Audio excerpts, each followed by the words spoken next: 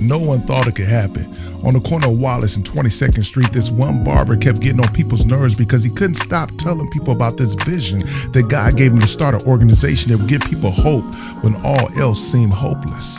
He had no money, no connections, no inside scoop, but the person that told him that he didn't think any of it would go anywhere was irritated enough to give him that initial seed money he needed to get a small office. And that's where Legacy Reentry Foundation was born. Still working at the barbershop, another miracle happened where he got a chance to shape up Peanut Tillman's beard, but he couldn't stop sharing this crazy vision to the point that Charles Tillman was irritated enough to become his first keynote speaker. No one thought it could happen. Still working as a barber, to get closer to his clientele, he had this crazy vision of cutting hair in the same jail that he was once incarcerated in. And within a 10-year period, he was awarded his own class where he taught out of a book he wrote that still sits in that same jail today. No one thought that it could happen. But to top it all off, he kept cutting hair in that same jail and telling the guys that one day they can get out and visit buildings that he owned in the same city that he was born and incarcerated in.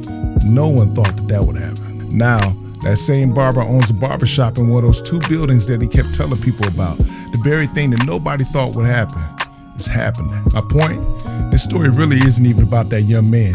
The idea is that that man could be anybody that nobody believes in. This story could be your testimony standing in the face of people who didn't support you or even worse, don't want you to succeed. The point is that this young man believed that God gave him a vision of giving hope to the hopeless, and now nothing can stand against it.